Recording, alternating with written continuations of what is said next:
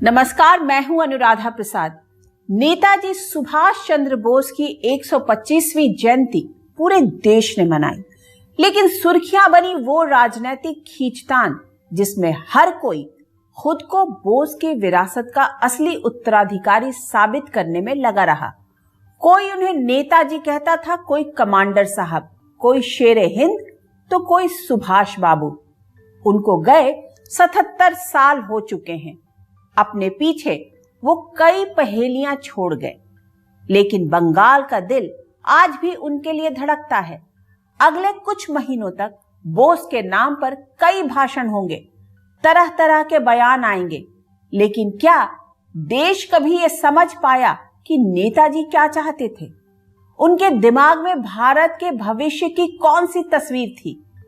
वो कौन सी राजनीतिक सोच थी जिसने कांग्रेस के अंदर एक ऐसा मंथन शुरू कर दिया कि खुद महात्मा गांधी भी उससे अपने आप को अलग नहीं कर पाए? वो कौन सी राजनीतिक विचारधारा थी जिसने बोस को यंग इंडिया का नेताजी बनाया? वो कौन सी बेचैनी थी जिसने बोस और महात्मा गांधी के रास्ते अलग कर दिए? गुलामी की जंजीरें तोड़ने की वो कौन सी ललक थी जिसने ब्रिटिश राज्य की पनपी आजादी की धारणाओं को भी तोड़ दिया? आज मेरे साथ समझिए बोस की राजनीतिक सोच का हर एक पहलू। বিষয়ে কোনো সন্দেহ নেই যে স্বাধীনতার পথে আমরা অনেক দূরে গিয়েছি, কিন্তু তথাপি দুঃখের সঙ্গে এবং লজ্জার সঙ্গে স্বীকার করতেই হবে যে এখনো ভারতবর্ষে পূর্ণ স্বরাজ স্থাপিত হয় নাই। আগামী কয়েক মাস এবং কয়েক বছরের ঘটনার উপরেতে আমাদের জাতির ভবিষ্যৎ অনেকটা নির্ভর করবে। তাই আসুন আমরা বদ্ধপরিকর হয়ে কাজে লেগে যাই। আমাদের পরস্পরের মধ্যে সমস্ত বিবাদ বিসংবাদ আমরা পরিত্যাগ করি। আমরা সকলে এক প্রাণ হয়ে দেশের সেবায় আত্মনিয়োগ করি এবং স্বাধীনতা লাভের জন্য অগ্রণী হয়ে আমরা আমার সামনেই চলি। বন্ধুগণ, আমরা সকলে দাস হয়ে জন্মেছি। আসুন আমরা সংকল্প করি যে আমরা মরবার পূর্বে স্বাধীন হব। वंदे मातरम। देश की आजादी महात्मा गांधी भी चाहते थे और सुभाष चंद्र बोस भी। फिर दोनों की सोच में फर्क क्यों? क्या दोनों के रिश्तों में एक खिंचाव था, या फिर दोनों पर उनकी विचारधाराएं इतनी हावी हो गई कि वो एक दूसरे की वैचारिक छाया से भी बचने लगे? महात्मा गांधी की वैचारिक सोच दक्षिण अफ्रीका में उनके अपने संघर्षों के साथ पनपी थी। दूसरी तरफ सुभाष चंद्र बोस का शुरुआती दिनों का संघर्ष उन तर्कों और विश्वासों की जद्दोजहद में शुरू हुआ जिससे अपने छात्र जीवन में ही वो प्रभावित हुए थे। लंदन में पढ़ाई के दौरान ही स्वामी विवेकानंद और महर्षि अरविंद घोष उनके दिलो दिमाग पर छा गए। अपने पिता के सपने को पूरा करने के लिए बोस आज से 100 साल पहले लंदन में ICS यानी इंडियन सिविल सर्विसेज की तैयारी कर रहे थे, लेकिन ICS में चौथा स्थान पाने के बाद भी उन्होंने सर्विस ज्वाइन नहीं की। वो चाहते तो सिस्टम में रहकर भी परिवर्तन की बात कर सकते थे, लेकिन उनके लिए गुलामी का एक कतरा भी स्वतंत्र सोच के सामने बहुत बड़े पहाड़ जैसा था। गुलामी के खिलाफ उनकी ये सोच उन्हें स्वदेश ले आई और 20 जुलाई 1921 को बोस और बापू की पहली मुलाकात हुई। मुंबई के इसी मणि भवन के अहाते में महात्मा गांधी और सुभाष चंद्र बोस पहली बार मिले। उन दिनों गांधी जी ने भारत में अंग्रेजी हुकूमत के खिलाफ असहयोग आंदोलन चला रखा था। वो अफ्रीका में सत्य और अहिंसा का सफल प्रयोग कर चुके थे। सुभाष बाबू को गांधी जी में राष्ट्रपिता की छवि दिखी तो जोश से लबरेज सुभाष बाबू में गांधी जी को नेताजी की। गांधी जी ने सुभाष बाबू को कोलकाता जाकर चित्तरंजन दास के साथ काम करने की सलाह दी। ये नेताजी सुभाष चंद्र बोस जब ICS परीक्षा में चौथा स्थान उनको मिला था, मगर वो सोचा देखिए 2 मास्टर को वो सर्व नहीं कर पाएंगे। एक है भारत माता और दूसरा है ब्रिटिश एम्पायर। तो वो बोला मेरा मास्टर इज भारत माता। इंडियन सिविल सर्विस से उन्होंने रिजाइन कर दिया और महात्मा गांधी के पास मुंबई में मिले। दास बाबू बंगाल में असहयोग आंदोलन का नेतृत्व कर रहे थे। सुभाष बाबू स्वतंत्रता संग्राम से जुड़ गए। आजादी की लड़ाई के साथ साथ उनका जुड़ाव सामाजिक कामों में भी बना रहा। 1922 में बंगाल भीषण बाढ़ की चपेट में आया। बाढ़ में फंसे लोगों को बचाने और राहत सामग्री पहुंचाने का काम सुभाष बाबू की अगुवाई में बड़े पैमाने पर हुआ। सुभाष बाबू ने बंगाल में नौजवानों को संगठित करने के लिए, स्वराज्य की चेतना जगाने के लिए उनके बीच रचनात्मक और सेवा का कार्य शुरू किया। उनका संगठन बनाया और स्वराज्य की चेतना जगाने की दृष्टि से उन्होंने लंबी यात्राएं की। महात्मा गांधी ने सुभाष बाबू के कामों की तारीफ करते हुए अपने अखबार यंग इंडिया में लिखा, जिन्हें आपदा राहत के काम का जरा भी ज्ञान है वो जानते हैं कि केवल सेवा करने की इच्छा या रुपया होने से काम नहीं चल सकता। उसके लिए ज्ञान और योग्यता की भी जरूरत होती है। 1922 में बाढ़ पीड़ित पूरे प्रदेश को 50 केंद्रों में बांटा गया था। इस विशाल संगठन के अध्यक्ष और कोई नहीं, श्री सुभाष चंद्र बोस थे। सुभाष बाबू अपने जुझारू तेवर और समाज सेवा से जुड़े कामों की वजह से बंगाल के लोगों के दिलों में तेजी से जगह बनाते जा रहे थे। कांग्रेस के भीतर भी उनकी पहचान तेजी से मजबूत होने लगी। 1923 में भारतीय युवक कांग्रेस के अध्यक्ष चुने गए, साथ ही बंगाल कांग्रेस के सचिव भी। महात्मा गांधी ने सुभाष चंद्र बोस को देशबंधु चित्तरंजन दास से मिलाया था। देशबंधु ही बोस के राजनीतिक गुरु बने। महात्मा गांधी ने जब अचानक असहयोग आंदोलन को खत्म कर दिया, तब देशबंधु और मोतीलाल नेहरू जैसे नेताओं ने एक अलग रास्ता पकड़ने का फैसला किया। स्वराज पार्टी का गठन किया गया। बोस भी स्वराजी हो गए, लेकिन वहां भी उनकी विचारधारा बाकी के नेताओं से अलग थी। ये वो वक्त था जब भारत की आधुनिक राजनीति का युग शुरू हो रहा था। भारत को कैसी आजादी चाहिए, इस पर वैचारिक संघर्ष चल रहा था। नेताओं का एक बड़ा तबका ऐसा था जो ब्रिटिश राज की छत्र छाया में ही एक स्वतंत्र राज्य का समर्थक था। पूर्ण स्वतंत्रता को ज्यादातर नेता अव्यावहारिक मानते थे। खुद महात्मा गांधी पूर्ण स्वराज के हक में नहीं थे। ऐसे में 25 दिसंबर 1928 को कोलकाता में यूथ कांग्रेस के वार्षिक सत्र में बोस ने अपने इरादे साफ साफ जाहिर कर दिए। बोस ने कहा कि आप लोग सोचेंगे कि पूर्ण स्वतंत्रता के प्रस्ताव से हमें क्या मिलेगा। मैं कहूंगा इससे हम एक नई मानसिकता को विकसित करेंगे। आखिर हमारे राजनीतिक पतन का कारण क्या है? हमारे राजनीतिक पतन का कारण हमारी गुलाम मानसिकता ही है, और इस मानसिकता को खत्म करने के लिए पूर्ण स्वतंत्रता का प्रस्ताव लाना और पास कराना बहुत जरूरी है। कांग्रेस में पूर्ण स्वराज की सोच को विकसित करने में बोस का एक बड़ा किरदार रहा। हम जिंदा रहेंगे या तो मरेंगे, कोई बात नहीं है। बात कोई सही बात यह है, आम बात यह है, आखिर में हमारी कामयाबी होगी, हिंदुस्तान आजाद होगा। जय हिंद, जय हिंद। सुभाष चंद्र बोस का सपना था हिंदुस्तान की आजादी। उसके लिए वो कोई भी कीमत चुकाने को तैयार थे। इस भाषण से 15 से 20 साल पहले ही नेताजी को लगने लगा था कि भारत को आजाद करवाने के लिए कांग्रेस को अपना तरीका बदलने की जरूरत है। उस समय का कि कांग्रेस चल रही थी, उसका जो लक्ष्य था उसमें विभिन्न विचारधाराओं के लोग थे, लेकिन मूल लक्ष्य तो ये था कि स्वराज्य हासिल करना है। तो उसमें मतभिन्नताओं के होते हुए भी लक्ष्य चूंकि एक होता था, इसलिए सब एक दूसरे से कहीं न कहीं जुड़ जाते थे। और गांधी को स्वराज्य की शक्ति जगानी थी तो केवल एलीट क्लास में नहीं, उनको स्वराज्य की शक्ति और चेतना जगानी थी तो आम जनता में।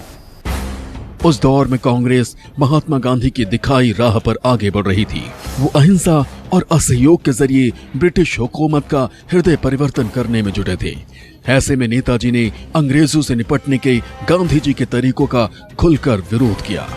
महात्मा गांधी भी उनको patriot of patriots, patriot, Prince of patriots बोल के उन्होंने सम्मान दिया था, मगर उनका जो आइडियोलॉजी था वो अलग था। नेताजी ने समझ गया कि आंदोलन आर्म स्ट्रगल नहीं होने से ब्रिटिश साम्राज्यवाद, ब्रिटिश को इधर से निकालना नामुमकिन है, उसीलिए वो दूसरा रास्ता चुना। 1927 में साइमन कमीशन का कांग्रेस ने प्रचंड विरोध किया क्योंकि इसमें किसी भारतीय को जगह नहीं मिली थी। नेताजी ने इस आंदोलन की कोलकाता में अगुवाई की। पंडित नेहरू और नेताजी पूर्ण स्वराज की मांग पर जोर दे रहे थे, लेकिन उन दिनों गांधी जी पूर्ण स्वराज की मांग से सहमत नहीं थे। सुभाष चंद्र बोस जहां पूर्ण स्वराज से कम किसी भी चीज के लिए तैयार नहीं थे, वहीं महात्मा गांधी और कांग्रेस के पुराने नेता ब्रिटिश हुकूमत के तहत डोमिनियन स्टेटस से ही संतुष्ट थे। तो गांधी के लिए जनतंत्र बहुत महत्वपूर्ण था, सुभाष बोस के लिए राष्ट्र बहुत महत्वपूर्ण था। और यही टेंडेंसी जो डिफरेंस की थी, गांधी को ये डर लगता था कि ये जो राष्ट्रवाद उग्र राष्ट्रवाद की तरफ बढ़ जाएगा और उग्र राष्ट्रवाद फिर एक मिलिट्री स्टेट की तरफ बढ़ जाएगा, ये उनको डर लगता था। जोश से लबरेज सुभाष चंद्र बोस महात्मा गांधी के साध्य और साधन की लक्ष्मण रेखा में नहीं उलझना चाहते थे। वो हर उस विकल्प पर विचार कर रहे थे जिससे भारत माता को जल्द से जल्द आजाद करवाया जा सके। कोलकाता के कांग्रेस अधिवेशन से ही बोस की शख्सियत का एक और पक्ष उजागर हुआ और यहां से कांग्रेस के पारंपरिक नेतृत्व और बोस के बीच दूरियां और बढ़ गई। कोलकाता के कांग्रेस अधिवेशन की अध्यक्षता करने वाले थे मोतीलाल नेहरू। ऐसे में सुभाष बाबू ने अधिवेशन को आकर्षक और प्रभावी बनने के लिए अध्यक्ष का स्वागत उसी तरीके से करने का प्रस्ताव रखा जैसा किसी सेना नायक का होता है। प्रस्ताव पर सहमति बनते ही तैयार हो गई स्वयंसेवकों की सेना, जिसके कमांडर बने सुभाष चंद्र बोस। अध्यक्ष के रूप में जब मोतीलाल नेहरू पहुंचे तो खाकी यूनिफॉर्म में स्वयंसेवकों की सेना ने शानदार प्रदर्शन किया। खुद वर्दी में मौजूद थे सुभाष चंद्र बोस। गांधीवादी कांग्रेस के लिए इस तरह का सैन्य प्रदर्शन बेहद असहज था। सुभाष चंद्र बोस की राजनीतिक सोच में मिलिट्री का भी रोल था, लेकिन महात्मा गांधी के राजनीतिक आदर्शों में सेना की कल्पना भी नहीं थी।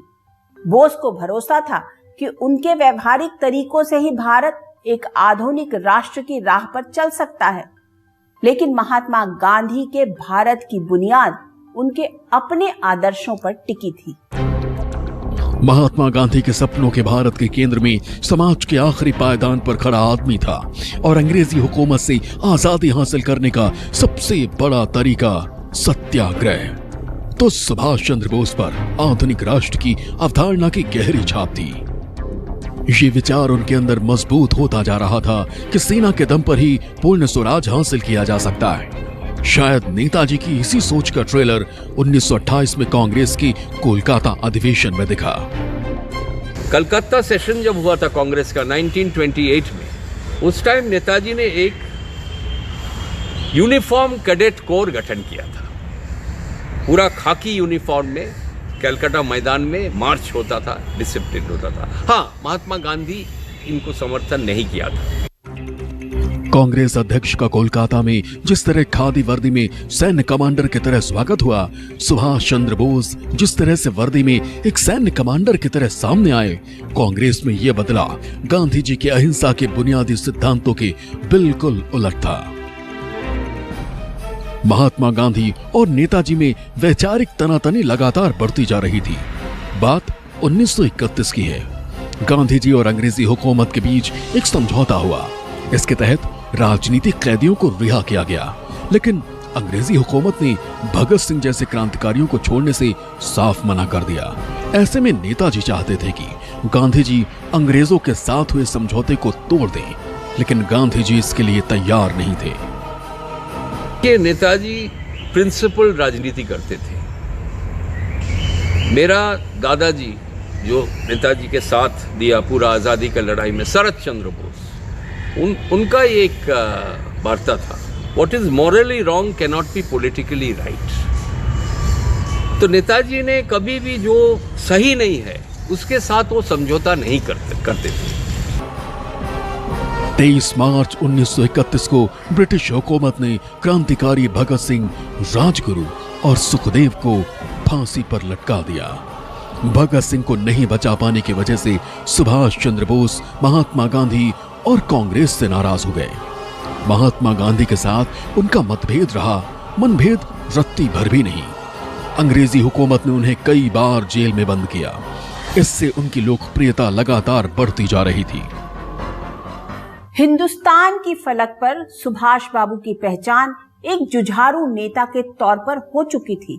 महात्मा गांधी से उनका वैचारिक विरोध भी जग जाहिर हो चुका था। कांग्रेस में महात्मा गांधी का कद इतना ऊंचा हो चुका था कि कोई उनकी मर्जी के खिलाफ जाने की सोच ही नहीं सकता था।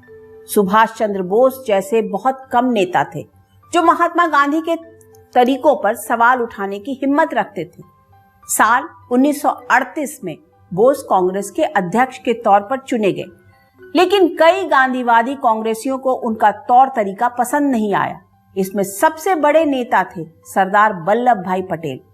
कांग्रेस अध्यक्ष होने के बाद भी सुभाष बाबू कोलकाता में ही रहते थे, जबकि कांग्रेस मुख्यालय का पता इलाहाबाद का आनंद भवन ही रहा। इससे कांग्रेस के कामकाज और फैसलों में देरी होने लगी, क्योंकि कांग्रेस अध्यक्ष के नाम आने वाली ज्यादातर चिट्ठियां सीधे कोलकाता न पहुंचकर इलाहाबाद होते हुए नेताजी के पास पहुंचती थी। इस मुद्दे पर बोस और कांग्रेस के जनरल सेक्रेटरी जेबी कृपलानी के बीच गंभीर मतभेद हुए। कृपलानी सिर्फ साल भर के लिए कांग्रेस का दफ्तर कोलकाता ले जाने के लिए बिल्कुल ही तैयार नहीं थे। सर्वोपरि এটা আমাদের পক্ষে পরম আনন্দের এবং গৌরবের বিষয় যে মহাত্মা গান্ধী এখানে সশরীরে উপস্থিত থেকে তার আশীর্বাদ ও প্রেরণা আমাদের দিয়েছেন। भारतीय राष्ट्रीय कांग्रेस के 51वें अधिवेशन के अध्यक्ष चुने गए सुभाष चंद्र बोस, वो भी सिर्फ 41 साल की उम्र में। 51 बैलों द्वारा खींचे गए रथ से उनका स्वागत हुआ। ये उसी समारोह की तस्वीर है। India is going to be free, and that we who live today are going to play a part in making India free. उस दौर में कांग्रेस में दो धाराएं एक साथ चल रही थी। गरम दल के नेता नरम दल के नेताओं पर अंग्रेजी सरकार के साथ समझौते का आरोप लगा रहे थे। वैचारिक मतभेद की खाई लगातार चौड़ी होती जा रही थी। सुभाष बोस ने ये तय कर लिया कि भारतीय स्वतंत्रता संग्राम अब जो तरीके से गांधी चला रहे हैं वो चलने वाला नहीं है, और उससे हमें कुछ मिलेगा नहीं, क्योंकि अंतर्राष्ट्रीय जगत में जो घटनाएं घट रही थी उन्हें लग रहा था इसके लिए एक प्रॉपर आर्म्ड स्ट्रगल की जरूरत है। अध्यक्ष बनने के बाद नेताजी लगातार विदेशी दौरे कर रहे थे, जिससे भारत की आजादी की आवाज को मजबूत किया जा सके। ऐसे में कांग्रेस वर्किंग कमेटी और पार्टी के दूसरे नेताओं के लिए ज्यादा वक्त नहीं निकाल पा रहे थे, जिसमें नरम दल के नेताओं ने उनके खिलाफ मोर्चा खोल दिया। सरदार पटेल चाहते थे कि 1937 में चुनी गई कांग्रेस सरकारें अपना काम करते रहें, तो नेताजी चाहते थे कि सभी सरकारें इस्तीफा देकर अंग्रेजों के खिलाफ संघर्ष में शामिल हो जाएं। इस बीच नेताजी ने एक योजना आयोग का भी गठन किया, जिसके अध्यक्ष बनाए गए जवाहरलाल नेहरू। बेंगलोर में सर विश्वेश्वरैया की अध्यक्षता में एक विज्ञान परिषद की स्थापना भी की। बात सन 1939 की है। त्रिपुरा के कांग्रेस अधिवेशन में अगले अध्यक्ष का चुनाव होना था। बोस दूसरी बार कांग्रेस अध्यक्ष बनना चाहते थे, उसी तरह से जैसे 1936 और 37 में लगातार 2 बार पंडित जवाहरलाल नेहरू अध्यक्ष बने थे। ये वो दौर था जब दूसरे विश्व युद्ध का काउंटडाउन चल रहा था। सुभाष बाबू इस मौके का फायदा उठाना चाहते थे। वो अंग्रेजों के खिलाफ लड़ना चाहते थे, लेकिन अहिंसा के पुजारी महात्मा गांधी नेताजी सुभाष चंद्र बोस के तौर तरीकों से आजादी लेने के पक्ष में नहीं थे। गांधी जी नहीं चाहते थे कि बोस कांग्रेस अध्यक्ष की कुर्सी तक दोबारा पहुंचे, लेकिन कांग्रेस में कोई बड़ा नेता सुभाष चंद्र बोस के खिलाफ खड़ा भी नहीं होना चाहता था। जवाहरलाल नेहरू ने भी नेताजी के खिलाफ चुनाव लड़ने से इनकार कर दिया। बंगाल से आने वाले मौलाना अबुल कलाम आजाद ने अपनी दावेदारी वापस ले ली थी, क्योंकि वो उनके खिलाफ खड़े होकर बंगालियों की नजरों में गिरना नहीं चाहते थे। ऐसे में गांधी ने पट्टाभी सीतारमैया को अपने उम्मीदवार के तौर पर खड़ा किया। इस चुनाव में सुभाष बाबू को 1580 वोट मिले तो सीतारमैया को 1377 वोट, मतलब महात्मा गांधी के उम्मीदवार से 203 वोट ज्यादा। गांधी ने इसे अपनी हार मानी। उन्होंने यहां तक अपील कर दी कि जो कांग्रेसी सुभाष चंद्र बोस के कामकाज से खुश नहीं है वो कांग्रेस छोड़ सकते हैं। महात्मा गांधी के ना चाहते हुए भी सुभाष चंद्र बोस दूसरी बार कांग्रेस अध्यक्ष का चुनाव जीत गए। पूरे देश में गांधी बनाम सुभाष की चर्चा जोर पकड़ने लगी। नेताजी की जीत के बाद 31 जनवरी 1939 को महात्मा गांधी ने एक बयान जारी किया। श्री सुभाष चंद्र बोस ने अपने प्रतिद्वंदी डॉक्टर सीतारमैया पर एक निर्णायक विजय प्राप्त की है। मुझे स्वीकार करना होगा कि शुरुआत से ही मैं निश्चित तौर पर उनके पुनर्निर्वाचन के कुछ ऐसे कारणों की वजह से विरुद्ध था जिनके बारे में अब मैं जिक्र नहीं करना चाहता। मैंने मौलाना द्वारा अपना नाम वापस लिए जाने के बाद डॉक्टर सीतारमैया को नाम न वापस लेने देने के लिए जिम्मेदार हूं। यह सीतारमैया से ज्यादा मेरी हार है। सीतारमैया गांधी जी के पसंदीदा उम्मीदवार थे, ये हम सब जानते हैं। लेकिन नेताजी की लोकप्रियता जो थी, देश के प्रति नेताजी का जो विजन था, उनकी दृष्टि थी, उनकी दूरदर्शिता थी और देश के प्रति उनका जो समर्पण था, उसके चलते एक गजब तरह की लोकप्रियता न केवल अखिल भारतीय स्तर पर बल्कि वैश्विक स्तर पर भी नेताजी की उस समय भी थी। कांग्रेस में खलबली मच गई। तब पार्टी संविधान में अध्यक्ष को हटाने का भी कोई प्रावधान नहीं था। ऐसे में गांधीवादियों की मर्जी के खिलाफ सुभाष बाबू की कांग्रेस में आगे की राह आसान नहीं थी। गांधी जी की अपील पर कांग्रेस कार्यकारिणी के 14 सदस्यों में से 12 ने इस्तीफा दे दिया। सिर्फ सुभाष बाबू के बड़े भाई शरद चंद्र बोस और जवाहरलाल ने इस्तीफा नहीं दिया था। कांग्रेस के भीतर चल रहे द्वंद्व को सुभाष बाबू अच्छी तरह समझ गए। আমাকে প্রশ্ন করছেন যে কংগ্রেস সভাপতির পদ ত্যাগ করবার পর আমি কি করব। এর উত্তরে আমি সর্বপ্রথমে আপনাদের স্মরণ করিয়ে দেব যে আজ ভারতবর্ষের সম্মুখে একটা মস্ত বড় সুযোগ উপস্থিত হয়েছে। এই সুযোগ যদি আমরা গ্রহণ করতে পারি, যদি ঠিক পথে চলে কৌশল অবলম্বন করে পূর্ণ স্বরাজ লাভ করা আমাদের পক্ষে মোটেই কঠিন হবে না। सुभाष चंद्र बोस ने अपने इरादे साफ कर दिए। वो कांग्रेस को टूटने नहीं देना चाहते थे, लेकिन आजादी की लड़ाई को भी कमजोर नहीं पड़ने देना चाहते थे।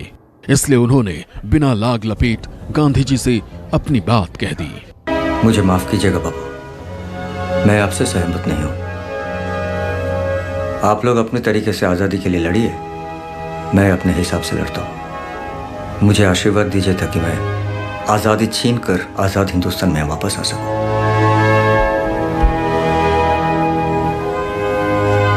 विजयी भव।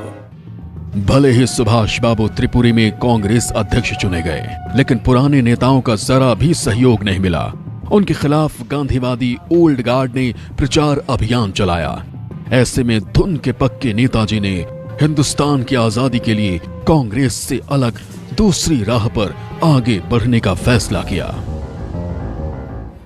कांग्रेस में इतना बवाल हुआ कि उस दौर में अखबारों की हेडलाइन होती थी, कांग्रेस को कौन चलाएगा, गांधी या सुभाष। नेताजी नहीं चाहते थे कि किसी भी कीमत पर कांग्रेस में फूट पड़े, क्योंकि उनके और गांधी के बीच बस अंग्रेजों से आजादी लेने के तरीकों को लेकर मतभेद था। इसलिए उन्होंने अप्रैल 1939 में इस्तीफा दे दिया। उसी साल जुलाई में कांग्रेस का नया अधिवेशन बुलाया गया। राजेंद्र प्रसाद अध्यक्ष चुने गए। इस अधिवेशन का पहला फैसला था सुभाष चंद्र बोस और उनके बड़े भाई शरत चंद्र बोस का कांग्रेस से 3 साल के लिए निष्कासन। अब नेताजी की राह अलग थी।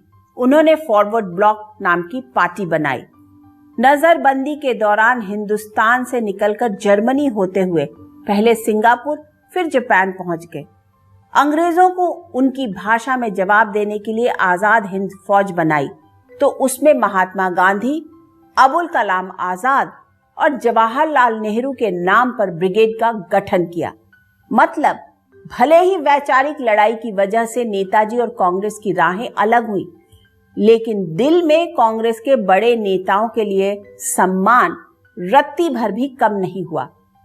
दूसरी तरफ कांग्रेस भी आजाद हिंद फौज के सैनिकों पर से मुकदमे हटाने के लिए लगातार आंदोलन करती रही।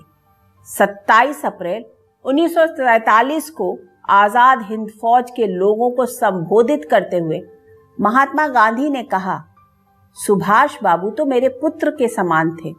उनके और मेरे बीच भले ही मतभेद रहा हो, लेकिन उनकी कार्यशक्ति और देश प्रेम के लिए मेरा सिर उनके सामने झुक जाता है। आज के इस एपिसोड में बस इतना ही। अगले हफ्ते हम फिर मिलेंगे किसी ऐसे मुद्दे के साथ जिसे जानना और समझना आपके लिए जरूरी होगा। तब तक के लिए मुझे दीजिए इजाजत। निष्पक्ष खबर, सटीक विश्लेषण और अपने हक से जुड़े मुद्दे पर मुखर आवाज के लिए आप देखते रहिए न्यूज़ 24। नमस्कार।